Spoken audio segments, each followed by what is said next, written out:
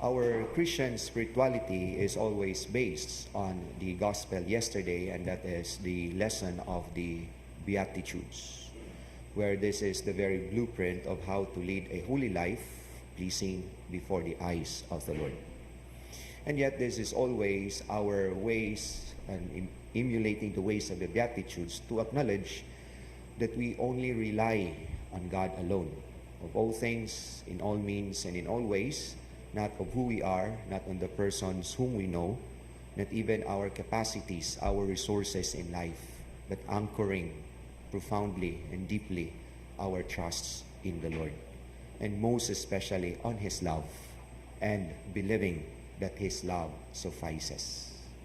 And yet the readings of today present to us something that opposes to the way of the blessedness, that would kill the spirituality of total dependence on God.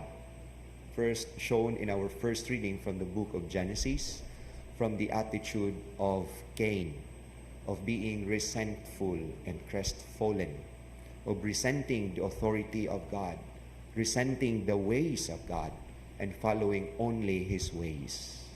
And in the gospel, another example of being resentful on the attitude of the Pharisees, of asking Jesus for a sign, resenting to believe, resenting to accept that Jesus is indeed the long-awaited Messiah, the Messiah in whom the prophets of old foretold about Him. They resented to believe. They closed their hearts. And therefore, the very first victim of resentful heart, of being resent on the Lord, is our ways of the Beatitudes. And whenever we resent to the Lord, whenever our hearts are full of resentments, then we become wanderers. Just like Cain, who was abandoned by God, of the fruits of the toil of the soil, he become restless, homeless, and a wanderer.